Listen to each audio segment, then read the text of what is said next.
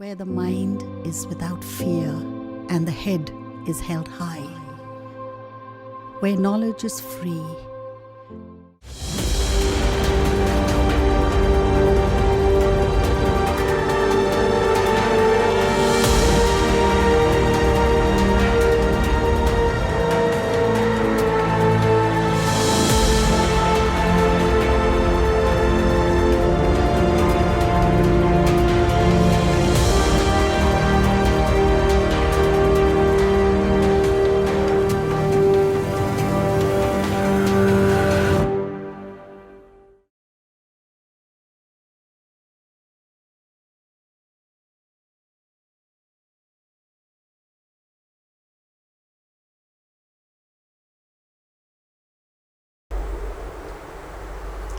পাঠশালায় সকলকে স্বাগত। আমি বার্লো বালিকা উচ্চ বিদ্যালয়ের শিক্ষিকা অমৃতা রায় আজকে দশম শ্রেণীর জন্য একটি ক্লাস নেব।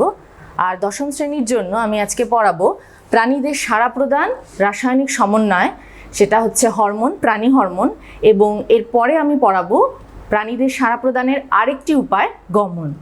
আমরা পড়া শুরু করি। প্রথমে আমরা দেখি হরমোন শব্দটি কোথা থেকে উৎপত্তি। হরমোন শব্দটি গ্রিক শব্দ হরমাও থেকে উৎপত্তি লাভ করেছে, যার অর্থ হচ্ছে উত্তেজিত করা। আর হরমোন শব্দটি নামকরণ করেছেন বেলিসো স্টার্লিং 1905 খ্রিস্টাব্দে। প্রথমে বিজ্ঞানীদের ধারণা ছিল যে কোনো ধরনের হরমোনই উত্তেজক হিসেবে কাজ করে, অর্থাৎ কোনো না কোনোভাবে তারা শরীরের কোনো না কোনো অংশকে উদ্দীপিত করে। কিন্তু পরে দেখা গেছে শুধুমাত্র উত্তেজিত করে না, হরমোন কিন্তু প্রতিবন্ধক রূপেও কাজ করে। এরপরে যখন আমরা প্রোগ্রেসিভলি পড়বো তখন আমরা দেখব কিছু হরমোন যেমন আছে স্টিমিউলেটরি, আবার কিছু হরমোন কিন্তু আছে ইনহিবিটরি, অর্থাৎ কোনো না কোনো কাজে কিন্তু বাধা দান করে। এবার আমরা দেখি যে হরমোন কোথা থেকে খরিত হয়। আসলে যখন প্রাণীরা উন্নত হলো, উন্নত জীবদেহের ক্ষেত্রে জটিল অঙ্গতন্ত্রের মধ্যে সমন্বয় সাধন করার জন্য একটা জটিল অন্তঃক্ষরা তন্ত্রের উদ্ভব হলো, সেটা হচ্ছে এন্ডোক্রিন সিস্টেম। আর এন্ডোক্রিন সিস্টেম অর্থাৎ অন্তঃক্ষরা তন্ত্র কতগুলি অন্তঃক্ষরা গ্রন্থির সমন্বয়ে গঠিত। অন্তঃক্ষরা গ্রন্থি কাদেরকে বলে? যাদের ক্ষরণ বাইরে নিঃসৃত হয় না, সরাসরি রক্তে মেশে, কোনো নালী থাকে না, এরা কিন্তু ডাকলেস অন্তঃক্ষরা গ্রন্থি। তোমরা পরে পড়বে, হয়তো 11-এ গিয়ে পড়বে যে শুধুমাত্র যে অন্তঃক্ষরা গ্রন্থির সমন্বয়েই সমস্ত এন্ডোক্রাইন সিস্টেমটা গঠিত তা নয়, কিছু বহিঃক্ষরা গ্রন্থিও থাকে। যেমন গ্যাস্ট্রো ইন্টেস্টিনাল ট্র্যাক্টে পাক অন্ত্রীয় কিছু হরমোন আছে, যেমন সিক্রেটিন, কোলেসিস্টোকাইনিন, এটা তোমাদের 11-এ গিয়ে পড়তে হবে। এখন আপাতত আমরা পড়বো সেগুলো কিছু থাকবে অন্তঃক্ষরা গ্রন্থি, যেমন থাইরয়েড, পিটুইটারি, কিছু থাকবে বহিঃক্ষরা এবং অন্তঃক্ষরা গ্রন্থির মিশ্রণ, যেমন থাকবে অগ্নাশয় গ্রন্থি। কেমন? তাহলে আমরা হরমোনের একটু সংজ্ঞার দিকে যাই। যে জৈব রাসায়নিক পদার্থ শরীরের বিশেষ বিশেষ কোষ সমষ্টি থেকে খরিত হবে এবং উৎসস্থল থেকে দূরবর্তী স্থানে গিয়ে ক্রিয়া করবে। আরও অনেক রকম বৈশিষ্ট্য আছে হরমোনের। খুব ইম্পর্ট্যান্ট হলো হরমোন প্রোটিন ধর্মী হতে পারে, ফ্যাটি অ্যাসিড ধর্মী হতে পারে, অ্যামাইন ধর্মী হতে পারে। উদাহরণ লিখে দিয়েছি, ইনসুলিন হরমোন প্রোটিন ধর্মী, প্রোস্টাগ্ল্যান্ডিন হরমোন ফ্যাটি অ্যাসিড ধর্মী, T3, T4 যেগুলি থাইরয়েড গ্রন্থি থেকে খরিত হয়, থাইরক্সিন হরমোন কিন্তু অ্যামাইন ধর্মী। হরমোনের আরও বৈশিষ্ট্য আছে। একটা বলতে পারি তোমাদের, হরমোন খুব স্বল্প মাত্রায়, খুব সূক্ষ্ম মাত্রায় ক্রিয়া করে। যদি শরীরের মধ্যে, প্রাণীদের শরীরের মধ্যে, আমরা প্রাণী হরমোন পড়ছি, ফোকাস করবো এই বিষয়ে, প্রাণী শরীরের মধ্যে যদি হরমোনের ক্ষরণের একটু কম বেশি হয়ে যায় তাহলে কিন্তু বিভিন্ন ধরনের ডিসঅর্ডার্স, বিভিন্ন ধরনের অসুবিধার সৃষ্টি হয়। আরেকটা বৈশিষ্ট্য হরমোন কিন্তু ফিডব্যাক নিয়ন্ত্রণ করতে পারে। প্রাণীদের শরীরে, মানব শরীরে যত হরমোনাল গ্ল্যান্ড রয়েছে তার মধ্যে পিটুইটারি খুব গুরুত্বপূর্ণ, সবচেয়ে ছোট আকারে কিন্তু কাজে সবচেয়ে সেরা। পিটুইটারি গ্রন্থিকে প্রভু গ্রন্থি বলা হয়। পিটুইটারির ওপরেও একজন রয়েছে যে কিন্তু মস্তিষ্কের একটা অংশ, অর্থাৎ হাইপোথ্যালামাস। হাইপোথ্যালামাস কিন্তু আবার পিটুইটারি গ্রন্থির ক্ষরণ নিয়ন্ত্রণ করে। আমরা পড়ব, ছবি দেখব, সেই জন্য হাইপোথ্যালামাসকে আমাদেরকে বলা হয় মাস্টার অফ মাস্টার গ্ল্যান্ড, অর্থাৎ প্রভু গ্রন্থিরও প্রভু গ্রন্থি। ঠিক আছে? এবার এই হাইপোথ্যালামাস পিটুইটারি গ্রন্থিকে নির্দেশ দেয় কিছু হরমোন ক্ষরণের জন্য। পিটুইটারি গ্রন্থি আবার শরীরের বিভিন্ন অন্যান্য অন্তঃক্ষরা গ্রন্থিগুলির ক্ষরণ নিয়ন্ত্রণ করে। ঠিক আছে? এটা আমরা একটা ছবির মাধ্যমে প্রথমে অবস্থানগুলো দেখে নিই, তারপরে আমরা ডিটেইলে আলোচনা করি। ওকে? এই ছবিটার মাধ্যমে কিন্তু আমরা মানবদেহের বিভিন্ন অন্তঃক্ষরা গ্রন্থিগুলোর পার্টিকুলার অবস্থানগুলো বুঝে নিতে পারবো। একদম ওপর থেকে শুরু করা যাক। ওপরে রয়েছে দেখো হাইপোথ্যালামাসের ঠিক নিচে রয়েছে পিটুইটারি গ্রন্থি। পিটুইটারি গ্রন্থির পাশে একটা পিনিয়াল গ্রন্থি রয়েছে। তোমাদের ক্লাস 10-এর সিলেবাসে হয়তো পিনিয়াল গ্রন্থি থেকে অত প্রশ্ন বেশি আসে না, কিন্তু এখন দেখে নিতে পারো। তাহলে ওপরে হলো হাইপোথ্যালামাস, তারপরে পিনিয়াল গ্রন্থি, তারপরে দেখো এখানে আসছে পিটুইটারি গ্রন্থি। তারপরে একটু নিচে নামি থাইরয়েড এবং প্যারাথাইরয়েড, সেটা থাকছে আমাদের গ্রীবাদেশে। ট্র্যাকিয়ার মধ্যে ল্যারিংস, আমরা সবাই অনুভব করতে পারি। আমরা যখন কথা বলি তখন আমাদের কথার স্পন্দনটা ল্যারিংস অর্থাৎ স্বরযন্ত্রের মধ্যে পাওয়া যায় যদি আমরা হাত রাখি। তো সেই ল্যারিংসের নিচেই দেখো ট্র্যাকিয়ার দুপাশে আছে থাইরয়েড এবং প্যারাথাইরয়েড। আর একটু নিচে নামি হৃৎপিণ্ডের কাছাকাছি লেভেলটাতে আমরা পৌঁছচ্ছি, সেখানে আমরা থাইমাস গ্রন্থির অবস্থান দেখতে পাই। বলে রাখি, এই থাইমাস গ্রন্থি তোমাদের ক্লাস 10-এ নেই, ক্লাস একেবারে লাফ মেরে গিয়ে ক্লাস 11-এ গিয়ে পড়তে হবে। আচ্ছা, আর একটু নিচে নামি, তারপরে দেখতে পাই আমরা প্যানক্রিয়াস অর্থাৎ অগ্নাশয় গ্রন্থি। তার নিচে আমাদের কিডনির ওপরে বৃক্কের ওপরে দুটো গ্রন্থি রয়েছে অ্যাড্রেনাল।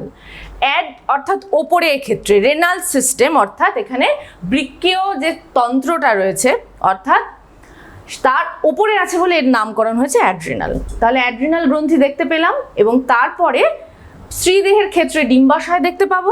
ডিম্বাশয় থেকে নির্দিষ্ট হরমোন নিঃসৃত হয়, এবং পুরুষদেহের ক্ষেত্রে আমরা দেখতে পাবো শুক্রাশয়। এই হলো মানবদেহের মধ্যে সমস্ত অন্তঃক্ষরা গ্রন্থিগুলির একটা তুলনামূলক অবস্থান। এটা দেখলে পরে তোমাদের ক্লিয়ার হয়ে যায় ধারণাটা। আরেকটা আমরা ছবি দেখবো এবার, যে ছবির মধ্যে আমরা হাইপোথ্যালামাস এবং পিটুইটারি শুধু এই দুজনের অবস্থান দেখব, এবং তাতে আমাদের ধারণাটা আরও পরিষ্কার হয়ে যাবে। কারণ এরপরে আমাদের পড়তে হবে কিভাবে হাইপোথ্যালামাস থেকে হরমোন বা নিউরো হরমোন ক্ষরিত হয়ে পিটুইটারি গ্রন্থিতে এসে জমা হয়। আমি নেক্সট স্লাইডে যাচ্ছি। এই ছবিটা একটু দেখো। মানুষের মস্তিষ্কের চারধারে করটি অবস্থিত আমরা জানি, বা করটির মধ্যে মস্তিষ্ক সুরক্ষিত। এবার এখানে তো অস্থি রয়েছে সমস্ত। এবার এই অস্থিটাকে প্রথম দিয়ে শুরু করতে হবে। এখানে স্ফেনয়েড অস্থি আছে। এবার পিটুইটারি গ্রন্থির অবস্থান যখনই আমাদের বলতে হয় বা বুঝতে হয়, তখন আমরা বলি মস্তিষ্কের স্ফেনয়েড অস্থির সেলা টার্সিকা নামে একটা প্রকোষ্ঠ রয়েছে, সেই প্রকোষ্ঠে পিটুইটারি গ্রন্থি অবস্থিত। তোমরা এই ছবি থেকে আয়তনটা নিশ্চয়ই বুঝতে পারছো। মটর দানা পিস, গ্রিন পিস আমরা সবাই দেখেছি। মেন্ডেল যে বংশগতির পরীক্ষাগুলো করেছিলেন মটর গাছ নিয়ে, সেই মটর দানা একটি ছোট্ট মটর দানার মতন হচ্ছে এর আকৃতি, পিটুইটারি গ্রন্থি। আর পিটুইটারি গ্রন্থির ওপরে হাইপোথ্যালামাসের অবস্থানটা একটু দেখো ভালো করে। হাইপোথ্যালামাস ঠিক ওপরেও যেমনি অবস্থান করছে, তেমনি কাজের দিক থেকেও পিটুইটারির ওপরে বসে আছে। অর্থাৎ পিটুইটারি একটি হরমোনাল গ্ল্যান্ড, অন্তঃক্ষরা গ্রন্থি, কিন্তু সে কিন্তু নিয়ন্ত্রিত হয় মস্তিষ্কের একটি অংশ দ্বারা, হাইপোথ্যালামাস দ্বারা। এই অংশটা বুঝতে পারলে তাহলে হাইপোথ্যালামাস এবং পিটুইটারি গ্রন্থির অবস্থানটা মনে রাখবে। আর এর পরের একটা স্লাইডে আমি শুধু এইটুকু জায়গাকে আরেকটু ফোকাস করে দেখাচ্ছি। আশা করি এই অংশটা সবাই দেখতে পাচ্ছ। ওপরে দেখো হাইপোথ্যালামাস রয়েছে, আর নিচে রয়েছে পিটুইটারি। ছবিটা দেখে বুঝতেই পারছো যে এখানে কিছু জালক রয়েছে, তার মানে শিরার ব্যাপার রয়েছে, ধমনির ব্যাপার রয়েছে। আসলে হাইপোথ্যালামাস তো মস্তিষ্কের একটি অংশ। হাইপোথ্যালামাসের দু ধরনের নিউক্লিয়াস থাকে, সুপ্রাঅপটিক নিউক্লিয়াস আর প্যারাভেন্ট্রিকুলার নিউক্লিয়াস। এখান থেকে যদি যে কোনো জৈব রাসায়নিক পদার্থ ক্ষরিত হয়, তাহলে যেহেতু এখানে নিউরনস আছে হাইপোথ্যালামাসে বা স্নায়ু কোষ আছে, সেই ক্ষরণকে আমরা কি বলবো? সেই ক্ষরণকে আমরা বলবো নিউরো হরমোন, নিউরো সিক্রেশন। প্রথমেই আমরা এমনি হরমোন বলবো না, নিউরাল কোনো স্পেস থেকে উৎপত্তি লাভ করছে, সেই জন্য নিউরো হরমোন। এবার দেখো হাইপোথ্যালামাস থেকে যদি কিছু ক্ষরিত হয়, তাহলে সেটা অবশ্যই পিটুইটারিতে এসে সঞ্চিত হবে। তার কারণ পিটুইটারির সঙ্গে হাইপোথ্যালামাসের একটা ট্র্যাক্ট বা একটা পাথওয়ে দিয়ে যোগাযোগ আছে। এই ট্র্যাক্টটার নাম হচ্ছে হাইপোথ্যালামো হাইপোফাইজিয়াল ট্র্যাক্ট। এত তোমাদের মনে রাখতে হবে না, শুধু বুঝে নেওয়ার জন্য এইটুকু অংশ আমি বলছি। তাহলে আমরা দেখতে পাচ্ছি হাইপোথ্যালামাস থেকে একটা সংযোগ রয়েছে পিটুইটারি, সেটা পাথওয়ে দিয়ে, অ্যাকশন দিয়ে। আশা করি তোমাদের স্নায়ু পড়া হয়েছে। তাহলে অ্যাকশন কি আমরা বুঝি, যখন কোনো নিউরোনাল কানেকশন আমাদের করতে হয় তখন আমাদের অ্যাকশনের সাহায্য নিতে হয়, বা অ্যাকশন এই কাজটা করে। তাহলে সেই অ্যাকশন দিয়ে কোনো নিউরোনাল পাথওয়ে রয়েছে, দেখো একটা স্নায়বিক পথ, সেখানে কিন্তু এই বার্তা বা মেসেজ, আমরা জানি হরমোন রাসায়নিক সমন্বয়ক অর্থাৎ কেমিক্যাল মেসেঞ্জার, সেই জন্য এই কেমিক্যাল মেসেজটা, এই বার্তাটা হাইপোথ্যালামাস থেকে পিটুইটারিতে যেভাবে পৌঁছচ্ছে, এই ছবিটা কিন্তু বেস্ট এটা বোঝার পক্ষে। এই ছবিটা তোমাদের ড্র করা শিখতে হবে না, আমি নর্মালি একটা ছবি পরে বোর্ডে ড্র করব, সেটা দিয়ে তোমাদের আরও ভয়টা দূর হয়ে যাবে যে এত জটিল কিন্তু ব্যাপারটা মোটেই নয়। পিটুইটারি গ্রন্থির দুটো অংশ রয়েছে, দেখো, একটা পশ্চাৎ খণ্ডক, একটা সম্মুখ খণ্ডক, অগ্রখণ্ডক বলতে পারো। এটাকে বলে অ্যাডিনো হাইপোফাইসিস, যেহেতু হাইপোফাইসিস পিটুইটারির নাম, আর নিউরো হাইপোফাইসিস। এবার এইখান থেকে কিছু হরমোন খরিত হয়, নামগুলো এখানে দেওয়া রয়েছে, এসিটিএইচ, টিএসএইচ, জিএইচ, এফএসএইচ, পরে ডিটেইলে বলছি।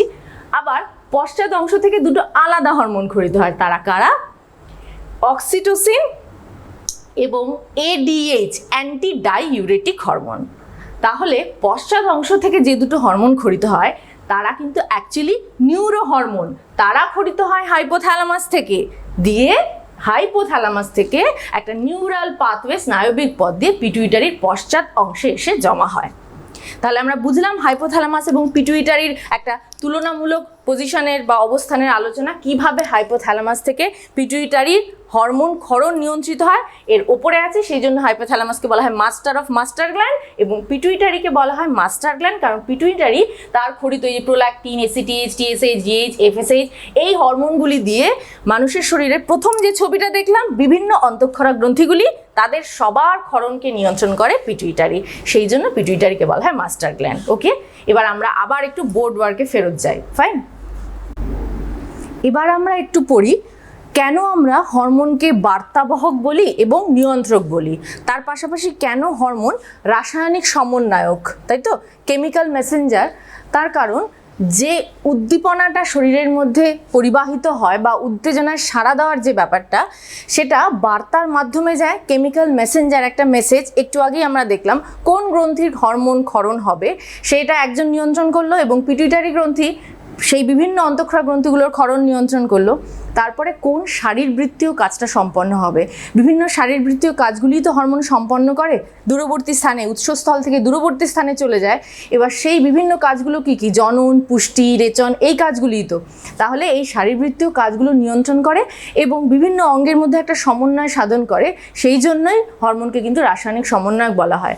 আরও একটা ইম্পর্টেন্ট কথা, কেন রাসায়নিক, তার কারণ হচ্ছে বার্তাটা যেটা যাবে সেটা খুব ধীর গতিতে যায় এবং খুব সুদূর প্রসারী হয়, তাই তো।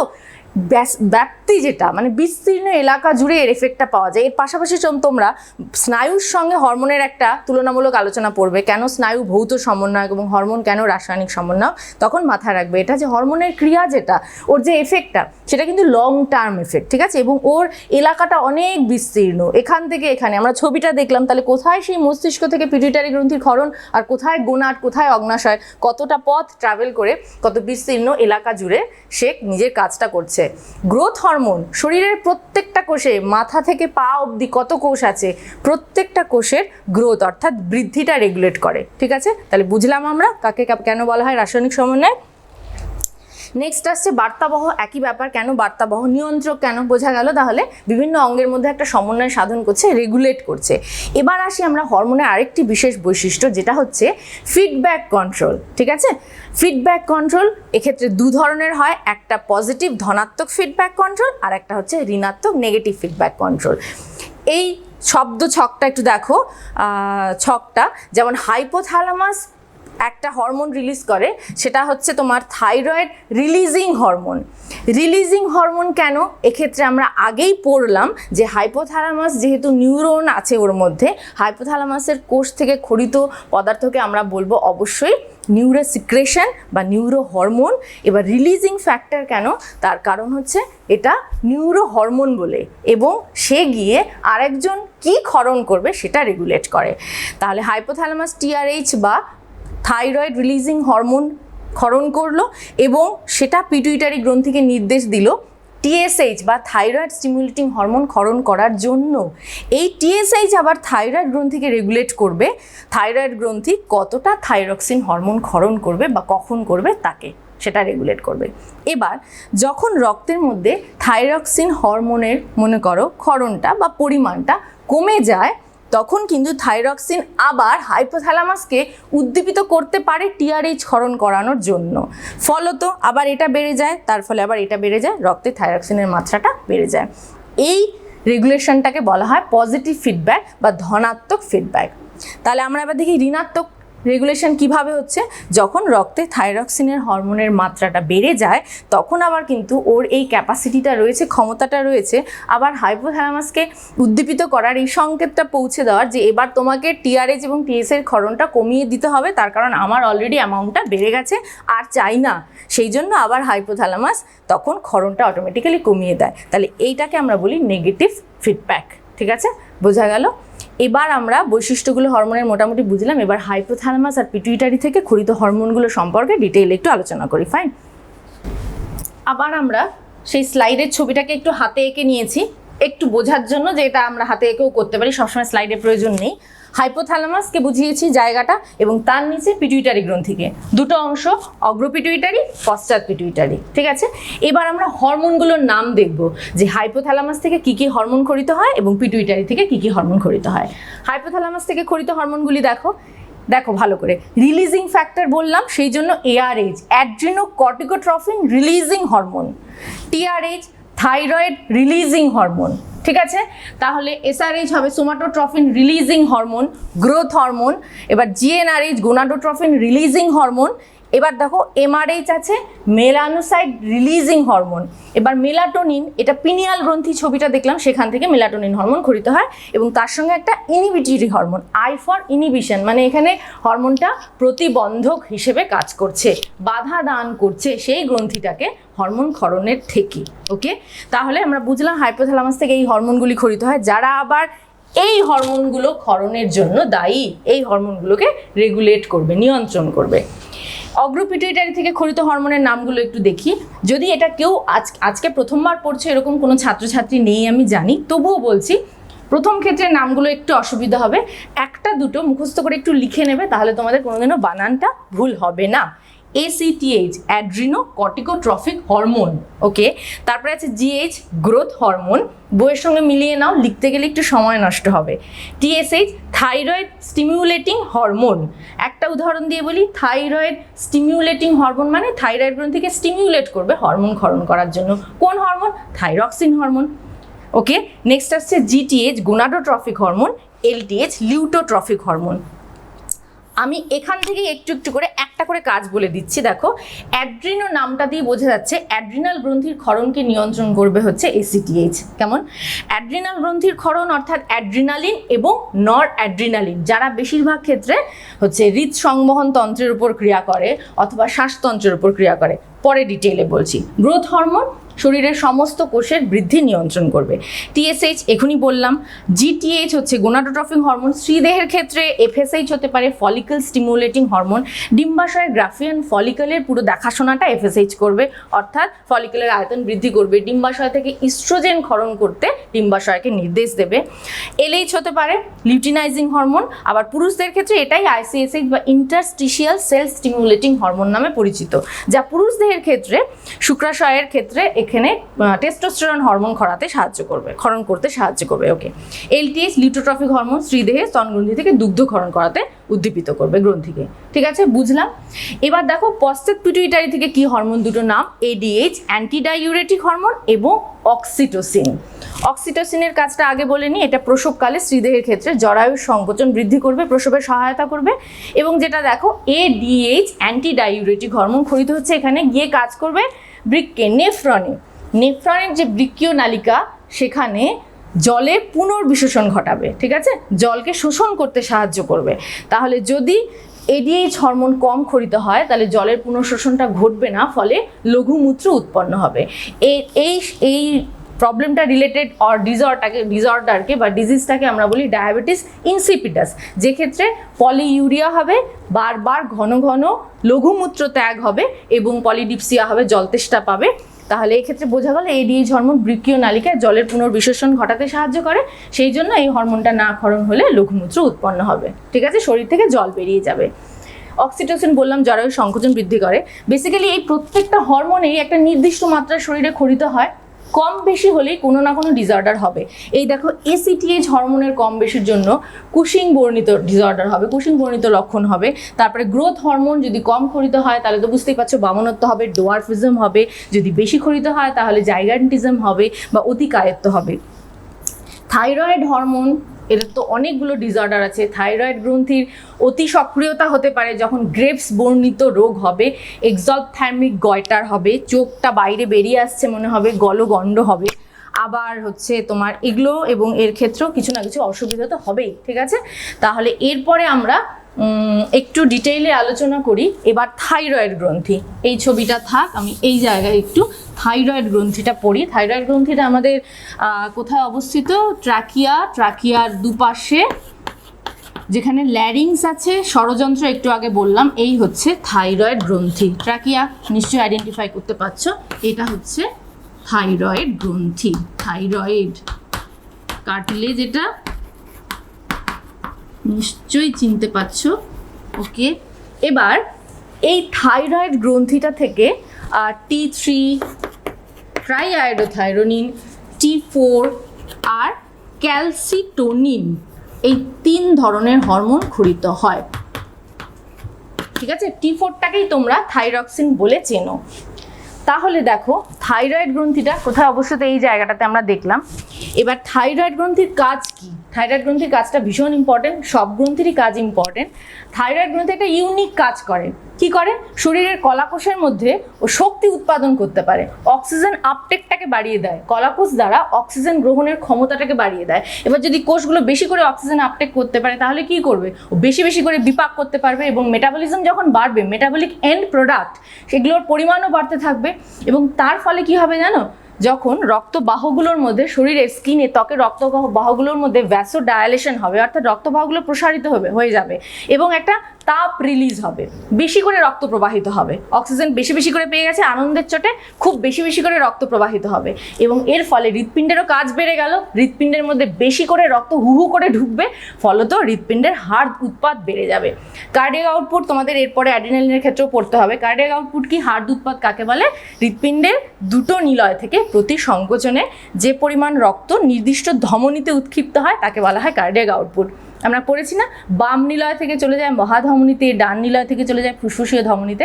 প্রতিটা কন্ট্রাকশনে, সংকোচনে যে পরিমাণ রক্ত নিলয় থেকে বাইরে চলে যাবে, অর্থাৎ ধমনীতে চলে যাবে, তাকে আমরা বলি হাড় উৎপাদ। তাহলে কি করলো থাইরয়েড? ভ্যাসোডায়ালেশন করলো, রক্ত প্রবাহটাকে বাড়িয়ে দিল এবং তার ফলে কিন্তু কি বেড়ে গেল? এক্ষেত্রে হাড় উৎপাদ বেড়ে গেল। এই গেল একটা কাজ। আরও থাইরয়েড গ্রন্থির সক্রিয়তা আছে, একটা করে আমি বলি। ওকে, এবার দেখো থাইরয়েড গ্রন্থির একটু বিশৃঙ্খলা পড়ে নি, ডিসঅর্ডার। কি কি অসুবিধা হয় থাইরয়েড গ্রন্থির যখন হরমোনগুলো কম বেশি খরিত হয়? আমরা জানি কেন যেন থাইরক্সিনের আয়োডিনের সঙ্গে একটা সম্পর্ক আছে, তাই না? এই জায়গাটা কিন্তু খুব ইম্পর্টেন্ট, ছাত্রছাত্রীরা এই জায়গাটাতে গিয়ে ভুল করে। গয়টার 2 ধরনের হয়, একটা হচ্ছে আয়োডিন কমের জন্য, আয়োডিনের অভাবের জন্য এক ধরনের গয়টার হয়, আর একটা গয়টার হয় যখন গ্রেভস বর্ণিত ডিজিজ হয়, যখন থাইরয়েড গ্রন্থির অতি সক্রিয়তা হয়, ঠিক আছে। থাইরয়েড গ্রন্থির যখন অতি সক্রিয়তা হয় তখন এক ধরনের গয়টার হয়, আবার আয়োডিনের অভাবের জন্য আর এক ধরনের গয়টার হয়। আগে আমি অতি সক্রিয়তাটা বলি। থাইরয়েড গ্রন্থির ক্ষেত্রে এই যে TSH হরমোন, এই TSH হরমোনের মতন এক ধরনের ইমিউনোগ্লোবিউলিন বলতে পারো রক্তের মধ্যে তৈরি হয়। এটা এক ধরনের অটো ইমিউন ডিসঅর্ডার, স্বনাক্রম্যতা। হ্যাঁ, এবার এর ফলে তো কি হয়? বেশি বেশি করে TSH হরমোন থাইরয়েড গ্রন্থিকে অর্ডার দিতে থাকে, তুমি এবার থাইরক্সিন হরমোন ক্ষরণ করো, তুমি এবার তাড়াতাড়ি করে থাইরক্সিন হরমোন ক্ষরণ করো, ফলত থাইরয়েড গ্রন্থিটা আকারে বৃদ্ধিপ্রাপ্ত হয়, স্ফীত হয়। এবং এক্ষেত্রে আরও একটা প্রবলেম হয়, চোখের মধ্যে ফ্যাট সঞ্চিত হতে পারে, অক্ষিকোটরে, অক্ষিগুলোকে পেছন দিকে ফ্যাট সঞ্চিত হতে পারে এবং ফলত মনে হয় যেন চোখটা বাইরে বেরিয়ে আসছে। এটা এক্সোথ্যালমিক গয়টার, এটা বোঝা গেল, এটা অতি সক্রিয়তার ফলে হলো। আর আয়োডিনের ক্ষেত্রে যেটা হলো, সেক্ষেত্রে কিন্তু অক্ষিগুলো বাইরে বেরিয়ে আসে না। আয়োডিনের ক্ষেত্রে আয়োডিনের অভাব হলো অ্যাকচুয়ালি T3, T4 যেটা, এদের উপাদান হচ্ছে আয়োডিন। আয়োডিন যে অঞ্চলের মাটিতে কম থাকে সেই অঞ্চলের খাদ্যগুলোর মধ্যেও স্বাভাবিকভাবে আয়োডিন কম থাকে এবং আয়োডিনের অভাবে এই থাইরয়েড গ্রন্থিগুলোর এই ক্ষরণটা হতে পারে না। ফলত একটু নেগেটিভ ফিডব্যাক আর পজিটিভ ফিডব্যাকের জায়গাটা মনে করো, TSH বা TRH যেটা, তাকে বলার মতন, অর্ডার দেওয়ার মতন কেউ থাকে না যে তোমরা এবার হরমোন ক্ষরণটা কমাও, ফলত বেশি বেশি করে থাইরয়েড হরমোনের উপর চাপ আসতে থাকে TSH কে দিয়ে ক্ষরণ বাড়াও। অর্থাৎ এক্ষেত্রেও কিন্তু গলগণ্ড হয়, অর্থাৎ গ্রন্থিটা বৃদ্ধিপ্রাপ্ত হয়, গলাটা এরকম ফুলে যায়, ঠিক আছে। এটা কিন্তু আয়োডিনের অভাবজনিত। এর সঙ্গে গ্রেভসের কি পার্থক্য? চোখ ঠিকরে বাইরে বেরিয়ে আসে না, এটা হচ্ছে আয়োডিনের অভাবে হয়, আর সেটা হচ্ছে গ্রেভসটা হচ্ছে যখন অতি সক্রিয় হয় সেটার জন্য হয়। ওকে, এবার আমি তোমাদের ছোট্ট করে একটু অগ্নাশয় গ্রন্থিটা বলে নিই। থাইরয়েডটা হলো, এবার অগ্নাশয় গ্রন্থি খুব ইম্পর্টেন্ট। আমি বারবার বলছি সব কটা গ্রন্থি তো ইম্পর্টেন্ট। অগ্নাশয় গ্রন্থি থেকে আমরা জানি আলফা বিটা ডেল্টা 3 ধরনের কোষ আছে। বিটা কোষ থেকে ইনসুলিন, আলফা থেকে গ্লুকাগন এবং ডেল্টা থেকে সোমাটোস্ট্যাটিন নামে 3টি হরমোন ক্ষরিত হয়। এবার ইনসুলিন এবং গ্লুকাগনের কাজটা বিপরীতধর্মী। ইনসুলিন যেটা করবে গ্লুকাগন ঠিক তার উল্টোটা করবে, আর সোমাটোস্ট্যাটিন এই দুজনের কাজকেই বাধা দেবে, ঠিক আছে। এবার ইনসুলিন করে কি? ইনসুলিন রক্তে শর্করার একটা নির্দিষ্ট মাত্রা থাকে, মাত্রাটা হচ্ছে 80 থেকে 120 mg পার 100 ml ব্লাড। রক্তে শর্করার এই মাত্রাটাকে ইনসুলিন কিন্তু নিয়ন্ত্রণ করবে। এটা আমরা সবাই জানি যে ইনসুলিন ডায়াবেটিস মেলাইটাস রোগটাকে কন্ট্রোল করে। তাহলে ডায়াবেটিস মেলাইটাস রোগটা কি? রক্তে যখন শর্করা অর্থাৎ গ্লুকোজের মাত্রা এর থেকে বেশি হয়ে যাবে পার 100 ml ব্লাড, ঠিক আছে, এর থেকে যখন বেড়ে যাবে তখন আমরা বলি রক্তে শর্করার মাত্রা বৃদ্ধি পেয়েছে, এবং যখন এই ভ্যালুটা 200-র কাছাকাছি চলে যাবে তখন আমরা বলি নো ডাউট ডায়াবেটিস মেলাইটাস হয়েছে। তাহলে ইনসুলিন হরমোন কিভাবে গ্লুকোজের মাত্রা নিয়ন্ত্রণ করে? রক্তের মধ্যে সব জিনিসের সব উপাদানের পরিমাণ তো সীমিত, এবার রক্তের মধ্যে সার্কুলেট করে গ্লুকোজ থেকে পাইরুভিক অ্যাসিড তৈরি হয়। এটা একটা প্রসেস, নাম হচ্ছে গ্লাইকোলাইসিস। গ্লুকোজ থেকে গ্লাইকোজেন তৈরি হয়, এই প্রসেসটার নাম গ্লাইকোজেনেসিস। আবার গ্লুকোজ হচ্ছে পেশি কোষে গিয়ে গ্লাইকোজেন রূপে সঞ্চিত থাকতে পারে এই প্রসেসটার মাধ্যমেই। তাহলে গ্লাইকোজেন, এই ইনসুলিন এই প্রত্যেকটা প্রসেসকে স্পিড আপ করবে, তাই তো। রক্তে যখন শর্করার মাত্রা বেড়ে যাবে ইনসুলিন চাইবে গ্লুকোজ চলে যাক, পাইরুভিক অ্যাসিডে পরিণত হোক, আর গ্লুকোজ গ্লাইকোজেনে পরিণত হোক, যাতে রক্তে গ্লুকোজের মাত্রাটা নেমে যায়, ঠিক আছে। সেই জন্য আমরা জানি ইনসুলিনকে কি বলা হয়? অ্যান্টি ডায়াবেটিক হরমোন বলা হয়। এবং আরও একটা ইম্পর্টেন্ট কাজ ইনসুলিন করে, ইনসুলিন কিটোন বডি প্রস্তুতিতে বাধা দেয়। কিটোন বডি কখন উৎপন্ন হয়? ফ্যাট যখন জারণ হয় তখন কিটোন বডি উৎপন্ন হয়। কেউ যদি দীর্ঘদিন ফাস্টিং করে, উপবাস করে, কার্বোহাইড্রেটগুলো ভেঙে গেল শরীরে, সব প্রোটিনগুলো ভেঙে গেল, তারপরে ফ্যাট ভাঙবে, ফ্যাট ভেঙে কিটোন বডি উৎপন্ন হবে। সেই জন্য কি এই ইনসুলিনকে কিন্তু অ্যান্টি কিটোজেনিকও বলা হয়, কারণ কিটোন বডি উৎপাদনে বাধা দেয়, ঠিক আছে। অগ্নাশয় পড়লাম, এবার চটপট আমরা আর একটাই পড়তে পারি, সময় রয়েছে। অ্যাড্রিনাল গ্রন্থি। অ্যাড্রিনাল গ্রন্থিকে আমরা কেন অ্যাড্রিনাল পরে সেটা আমরা পড়ে নিয়েছি। অ্যাড্রিনাল গ্রন্থির দুটো অংশ আছে, কোথায় উপস্থিত সেটা আমরা দেখে নিয়েছি। বৃক্কের ওপরে অবস্থিত দুটো অংশ, একটাকে বলা হয় কর্টেক্স আর একটাকে বলা হয় মিডালা। এটা আবরণীটা যদি তোমরা স্ট্রাকচারটা দেখো তাহলেই বুঝতে পারবে। অ্যাকচুয়ালি অ্যাড্রিনাল কর্টেক্সটা 80% অঞ্চল জুড়ে অবস্থান করে অ্যাড্রিনালের, আর মিডালাটা হচ্ছে মাত্র 20% অঞ্চল জুড়ে অবস্থান করে। এবার কর্টেক্স অঞ্চল থেকে যে ধরনের হরমোনগুলো ক্ষরিত হয় সেটা তোমাদের 10-এর সিলেবাসে নেই, আমি তবু একটা নাম লিখে দিচ্ছি। গ্লুকোকর্টিকয়েড, মিনারেলোকর্টিকয়েড, অ্যান্ড্রোজেন, এই হরমোনগুলো ক্ষরিত হয়। তোমাদের ক্লাস 10-এর বইতে যেটা রয়েছে সেটা হচ্ছে সম্পূর্ণ মেডালা অঞ্চল থেকে ক্ষরিত হরমোনগুলি, এবং সেটা আছে দুটো, এক হচ্ছে অ্যাড্রিনালিন আর একটা রয়েছে নরঅ্যাড্রিনালিন। নরঅ্যাড্রিনালিন অনেক সময় এটা এপিনেফ্রিন এবং নরএপিনেফ্রিন নামেও পরিচিত, ঠিক আছে। এবার আমরা একটু দেখে নিই কি কাজ করে অ্যাড্রিনালিন এবং নরঅ্যাড্রিনালিন। মেইনলি অ্যাড্রিনালিন হরমোনকে আমরা আপদকালীন হরমোন বলি। সাধারণ অবস্থায় শরীরে এর বিশেষ কাজ নেই, কিন্তু যখন এমার্জেন্সি সিচুয়েশন হয়, খুব সংকটকালীন, প্রচণ্ড ভয় পেয়ে গেলাম, প্রচণ্ড দুঃখ, প্রচণ্ড আনন্দ একদম, তখন এই হরমোনগুলো ক্ষরিত হয় এবং কিছু কিছু অ্যাক্টিভিটি করে শরীরকে উপযোগী করে তোলে, যাতে শরীর ওই ইমার্জেন্সি সিচুয়েশনটা কাটিয়ে দিতে পারে। হার্টবিটটাকে বাড়িয়ে দিল, শ্বাসতন্ত্রের কষ্ট হচ্ছিল শ্বাস নিতে, সেখানে ব্রঙ্কিওলের পেশিগুলো, ব্রঙ্কিওল মনে আছে, ট্রাকিয়া থেকে ব্রঙ্কাস, ব্রঙ্কিওলের পেশিগুলোকে শিথিল করে সেখানে আমাকে বায়ুটা চলাচল করতে সুবিধে করে দিল। আর শ্বাসতন্ত্রের উপর প্রভাব কি? অ্যাড্রিনালিন কিন্তু হার্ট উৎপাদ বাড়িয়ে দেয়, ঠিক আছে, হৃদস্পন্দনের হারটাকেও বাড়িয়ে দেয়। আর নর অ্যাড্রিনালিনেরও কাজ স্পেসিফিক আছে, সিস্টোল ডায়াস্টোল, রক্তচাপকে বাড়িয়ে দেয় প্রভৃতি। এটা একটু বইতে ডিটেলে পড়ে নিও। এটা মনে রাখবে শুধু জরুরিকালীন হরমোন কেন বলে, জরুরিকালীন অবস্থা পার হয়ে গেলে এর ক্ষরণটা কিন্তু কমে যায়। ওকে, ঠিক আছে। এবার আমাদের বাকি থাকলো আর দুটো, সেটা হলো শুক্রাশয় এবং ডিম্বাশয়। শুক্রাশয় ক্ষরিত হয় টেস্টোস্টেরন, পুরুষ দেহের যৌনাঙ্গের পরিণতিতে সাহায্য করে, গৌণ যৌন লক্ষণ প্রকাশে সাহায্য করে। স্ত্রীদেহের হরমোন বাকি রইল ডিম্বাশয়। ডিম্বাশয় থেকে ইস্ট্রোজেন এবং প্রজেস্টেরন দুটো হরমোন খরিত হয়। ইস্ট্রোজেন আমরা জানি ডিম্বাশয়ের গ্রাফিয়ান ফলিকলের আয়তন বৃদ্ধি করে, ম্যাচিওর করে তোলে ফলিকলগুলোকে যাতে ওভিউলেশন হয়। এবং প্রজেস্টেরন আমরা জানি কর্পাস লিউটিয়াম থেকে খরিত হয়। যখন ম্যাচিওর হয়ে যায়, ডিম্বাণু নিঃসরণ হয়ে যায়, তখন পিত্তগ্রন্থিতে পরিণত হয়ে যায় গ্রাফিয়ান ফলিকল। পিত্তগ্রন্থি থেকে প্রজেস্টেরন হরমোন খরিত হয়। ঠিক আছে, এর গর্ভাবস্থায় এর খুব ইম্পর্টেন্স রয়েছে, ভূমিকা। ওকে, এবার আমরা নেক্সট অংশে চলে যাই। ওকে,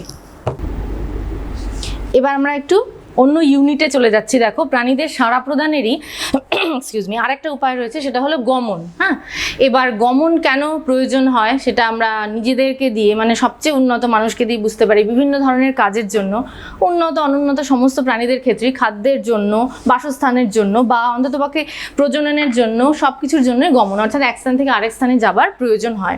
এবার এখানে তোমাদের সিলেবাস অনুযায়ী কিছু প্রাণীর গমন এবং গমনের টাইপস কি দিয়ে গমন হয় সেটা দেওয়া আছে। যেমন অ্যামিবার ক্ষেত্রে ক্ষণপদের সাহায্যে, সিউরোপোডিয়া, প্যারামিসিয়ামের সিলিয়ার সাহায্যে, ইউগ্লিনা, ফ্ল্যাজেলা। সিলিয়া এবং ফ্ল্যাজেলা দেখবে খুব সূক্ষ্ম সূক্ষ্ম দাঁড়ের মতন জিনিস শরীরের পাশে আছে, ইউগ্লিনা, ফ্ল্যাজেলা।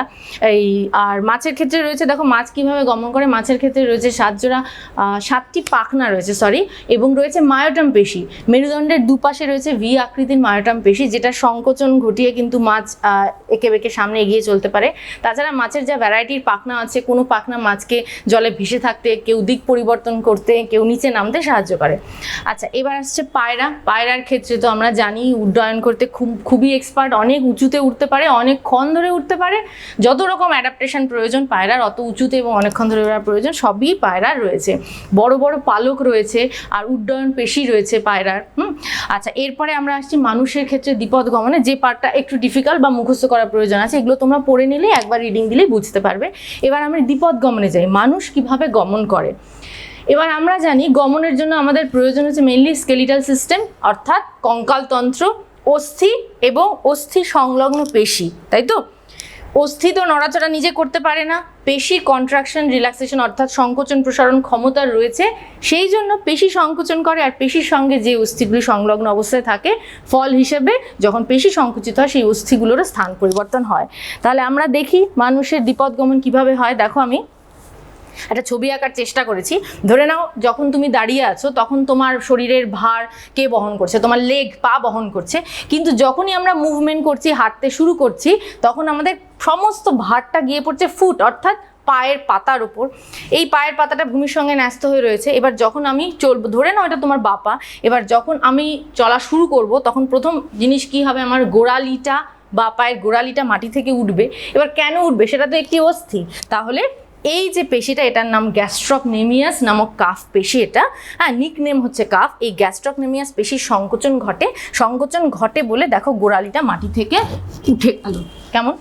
এবার এর সঙ্গে পায়ের পাতা সামনে যেখানে টার্সালগুলো রয়েছে, সেখানে এক্সটেনসর ডিজিটোরিয়াম নামে একটা পেশি রয়েছে। সেই পেশির সংকোচন যখন উঠছে, তখন কি হচ্ছে? পায়ের পাতাটাও উঠে যাচ্ছে মেঝে থেকে, মাটি থেকে। কেমন? এবং আলটিমেটলি পাটাকে তো উঠে সামনে পড়তে হবে, তবেই বডিটা এগোবে। এবং তখন বাইসেপস ফিমোরিস, জানো তোমরা ফিমার কোথায়? ফিমারের সঙ্গে বাইসেপস ফিমোরিস, এই পেশিটার সংকোচন ঘটবে, ফলত সম্পূর্ণ পাটাই মাটি থেকে উঠে যাবে।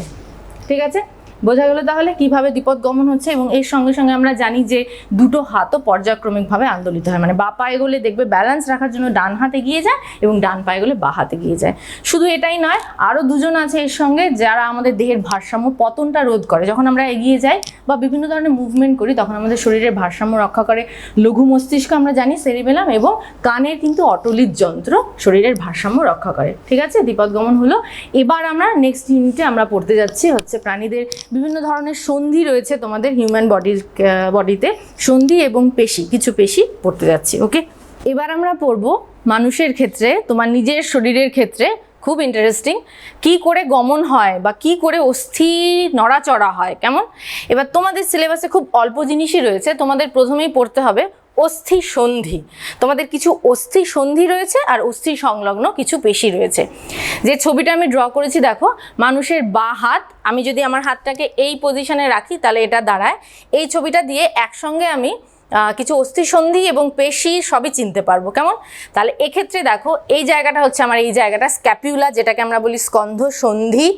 এখানে আমাদের অস্থিসন্ধি রয়েছে। অস্থিসন্ধি মানে দুটো অস্থির সংযোগস্থলকে আমরা অস্থিসন্ধি বলি, যেগুলো মুভমেন্টের ক্ষেত্রে, গমনের ক্ষেত্রে প্রয়োজনীয়। তাহলে এখানে একটা আমি অস্থিসন্ধি পাচ্ছি, বল এবং সকেট সন্ধি। নেক্সট যেখানে কনুই রয়েছে, এখানে আমি পাচ্ছি হিঞ্জ জয়েন্ট বা কবজা সন্ধি। এবং একেবারে আমার হাতের এখানে দেখো যেখানে কার্পাল রয়েছে, এটা তো রেডিয়াস এবং আলনা, এবং রেডিয়াস আলনা যেখানে শেষ হচ্ছে এই জায়গাটাতে আমরা আরেকটা অস্থিসন্ধি পাচ্ছি, যাকে আমরা বলছি গ্লাইডিং জয়েন্ট। এবার এই 3 ধরনের অস্থিসন্ধিকে আমাদের একটু ডিটেইলে পড়তে হবে। তার আগে আমরা অস্থিসন্ধির টাইপগুলো একটু দেখে নিই। ওকে, অস্থিসন্ধি 3 ধরনের হতে পারে। একটা অচল অস্থিসন্ধি, কিছু আছে আংশিক সচল, আর একটা আছে সচল অস্থিসন্ধি। অচল অস্থিসন্ধি যখন দুটো অস্থির সংযোগস্থল এই রকম হয়ে দাঁড়াবে, যখন দুটো অস্থির সংযোগস্থলে কোনো মুভমেন্ট হবে না, তখন সেটাকে আমরা বলবো অচল অস্থিসন্ধি। এটা কোথায় আছে অচল অস্থিসন্ধি? আমাদের যে করটির মধ্যে তো অনেকগুলো অস্থি যুক্ত অবস্থায় আছে, কতগুলো লোব আছে, কতগুলো খণ্ডক আছে। এই ফ্রন্টাল খণ্ডকটা পাশের দুটো খণ্ডকের সঙ্গে যে অস্থিসন্ধি দিয়ে যুক্ত, সেটা হচ্ছে এই অচল অস্থিসন্ধি। ওকে, এর মধ্যে কোনো সাইনোভিয়াল তরল নেই।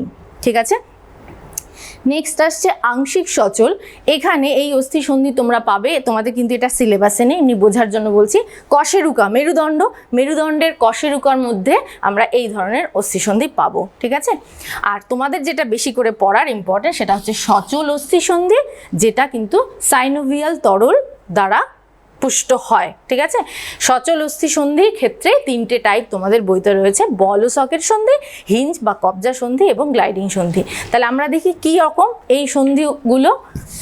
ওকে, তাহলে বল ও সকেট সন্ধি আমরা সেই সন্ধিগুলোকে বলবো, সেই সন্ধিকে বলবো অস্থিসন্ধিকে, যখন জয়েন্টের ক্ষেত্রে দুটো অস্থির একটা কাজ করবে বলের মতন আর একটা কাজ করবে সকেটের মতন।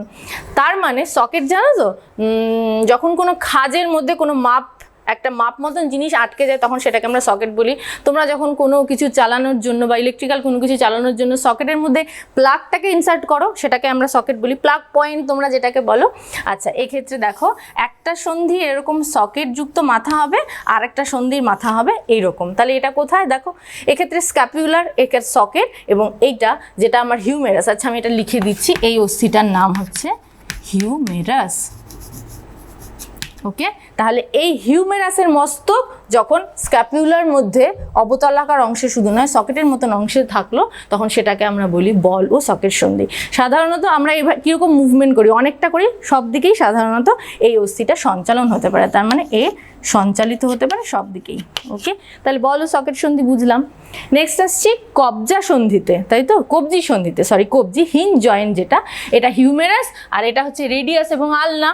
আমাদের এখানে দুটো অস্থি রয়েছে, এবং হিউমেরাস এবং এই রেডিয়াস আলনার সংযোগস্থলটা আমরা বলি হচ্ছে হিঞ্জ। হিঞ্জ হচ্ছে কবজা কি দাঁড়াচ্ছে, সেটা হচ্ছে একটি অস্থির মস্তক আর একটা অস্থির মোটামুটি একটা অবতলাকার খাঁজের মধ্যে, অবতলাকার খাঁজের মধ্যে যখন যুক্ত হচ্ছে, তখন সেটাকে আমরা বলছি হিঞ্জ বা কবজির অস্থিসন্ধি।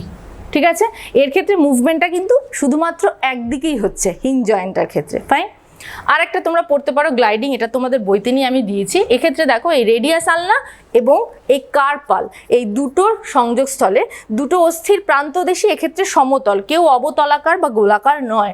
কীরকম, এইটা যদি আমার হিউমেরাসের রেডিয়াস এবং আলনার মস্তক হয়, তাহলে তারপরে কার্পালগুলি হচ্ছে এরকম চ্যাপ্টা প্রকৃতির, সমতল।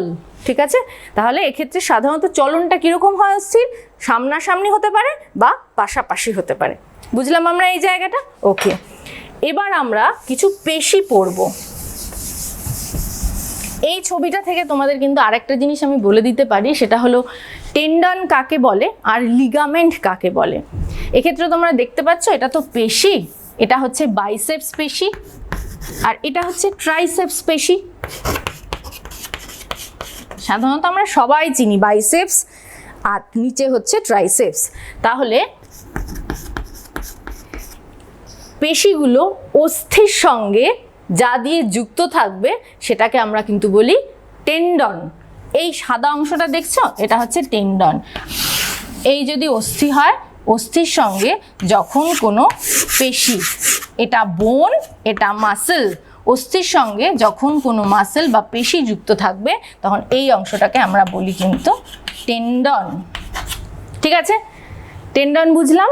এবার আমরা বুঝবো লিগামেন্ট। লিগামেন্ট হচ্ছে দুটো অস্থিকে যে যুক্ত করে রাখবে তাকে আমরা বলবো হচ্ছে লিগামেন্ট। লিগামেন্ট আমি তোমাদের পরে একটা ছবিতে দেখাবো, শুধু মনে রাখবে অস্থিকে অস্থির সঙ্গে যে যুক্ত করে সেই হচ্ছে লিগামেন্ট। আচ্ছা, এবার আমরা পড়ছিলাম পেশি, এবার আমাদের পড়তে হবে পেশি।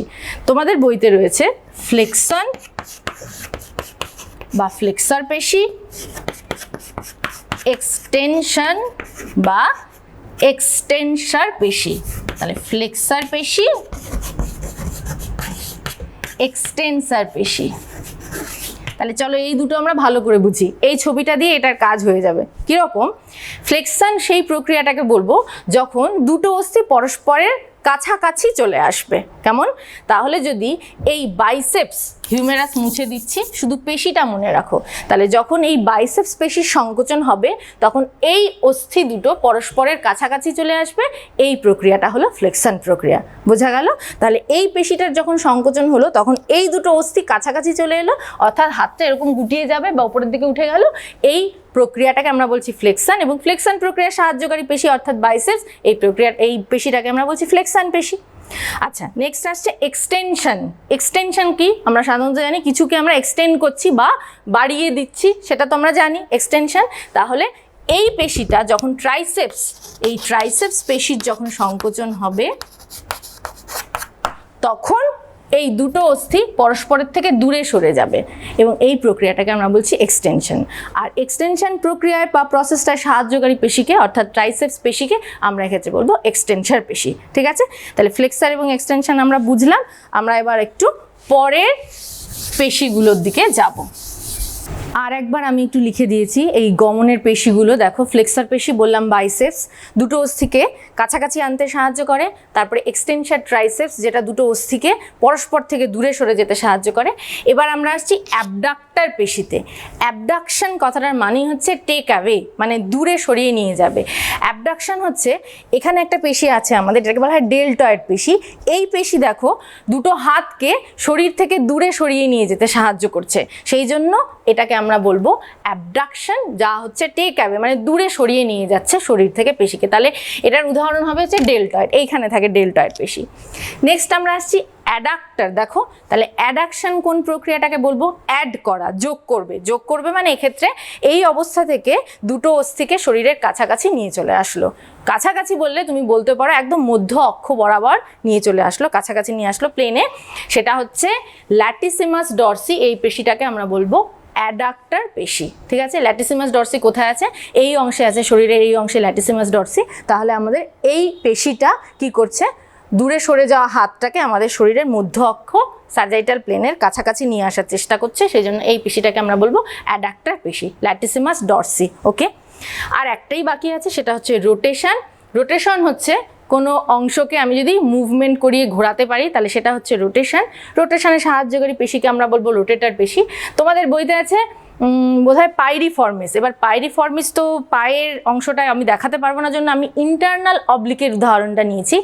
ইন্টারনাল অবলিক থাকবে, তোমরা বক্ষপিঞ্জরটাকে একটু ভিজুয়ালাইজ করো, মানে মনে মনে একটু ভাবো বক্ষপিঞ্জর, তার নিচে মধ্যচ্ছদা, তার নিচে ভেতরে যদি পেশি থাকে, মানে এখানে ইন্টারনালে, তাহলে সেটাকে আমরা বলবো ইন্টারনাল অবলিক। ইন্টারনাল পেশি, ইন্টারনাল অবলিক পেশি দেখো রোটেশন করেছে, আমি আমার স্পাইনটাকে রোটেট করাচ্ছি, দেখো এইভাবে রোটেশন করছি, তাহলে এক্ষেত্রে রোটেশনে সাহায্যকারী পেশিটাকে ইন্টারনাল অবলিক। তাহলে এইগুলো নাম সহ একটু মুখস্থ করবে। ফাইন, নেক্সট আমি আরেকটা জিনিসে যাচ্ছি। তোমাদের একটু আগে আমি বললাম তোমাদের আমি লিগামেন্টটা বোঝাবো, এই জায়গাটা একটু মুছে দিচ্ছি। এটা আসছে নিশ্চয়ই তোমাদের ফিল্ডে, ভিজুয়াল ফিল্ডে। এবার এটা হচ্ছে হাঁটু, হাঁটু আঁকার চেষ্টা করেছি আমি। এবার হাঁটুর ক্ষেত্রে ফিমার, এই যে লং বোন ফিমারের হেডের নিচে দেখো আমাদের পায়ে হাঁটুর নিচে কি থাকে? টিবিয়া ফিবিউলা, এটা আমাদের পায়ের দুটো অস্থি, ফিবিউলা এবং টিবিয়া ফিবিউলা দুটো অস্থি থাকে এবং ওপরের অস্থিটা হচ্ছে আমাদের ফিমার। এবার দেখো এটা প্যাটেলাকে তোমরা চেনো, তোমরা এটাকে বলো মালাই চাকি, হাঁটু এটা প্যাটেলা। এবার দেখো এখানে প্যাটেলা থাকছে, এখানে তো অবশ্যই পেশি থাকছে। টেন্ডন কাকে বলে আমরা আগেই বুঝেছি। টেন্ডন হচ্ছে যা দিয়ে এটা তো অস্থি, অস্থির সঙ্গে পেশি, এটা হচ্ছে বোন, অস্থি এটা হচ্ছে মাসল, পেশি। তাহলে বোনের সঙ্গে মাসল অর্থাৎ অস্থির সঙ্গে পেশি যে অংশটা দিয়ে যুক্ত থাকে এই অংশটাকে আমরা বলি টেন্ডন।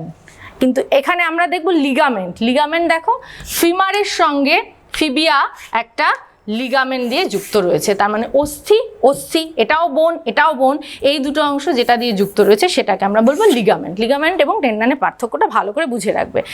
নেক্সট আমরা লাস্ট একটা অংশ পড়বো। প্রথমে আমরা 3 ধরনের সন্ধি পড়লাম, তো অস্থি সন্ধি 3 ধরনের পড়লাম। লাস্ট টাইপটা যেটা সচল অস্থি সন্ধি, যাদেরকে নিয়ে আমরা এতক্ষণ পড়ছি, এই অস্থি সন্ধির কি থাকে? সাইনোভিয়াল তরল থাকে। মনে করো এটা দুটো অস্থি, এবার এই দুটো অস্থির মাঝখানে একটু ফাঁকা জায়গা থাকে, এই ফাঁকা জায়গাটাকে বলা হয় সাইনোভিয়াল গহ্বর। একদম ভ্যাকুয়াম নয়, এই জায়গায় একটা ফ্লুইড থাকে, সেই ফ্লুইডটার নাম হচ্ছে সাইনোভিয়াল ফ্লুইড বা সাইনোভিয়াল তরল। অবশ্যই যখন তরল থাকবে দুটো অস্থির মাঝখানে, দুটো কাজ করবে। এক তো দুটো অস্থিকে ঘর্ষণের আঘাত থেকে রক্ষা করবে, ঘর্ষণের যে ফলটা হতে পারে, ঘষে ঘষে তো অস্থির মাথা দুটো ক্ষয়ে যেতে পারে, তাহলে সেই ঘর্ষণ থেকে রক্ষা করবে।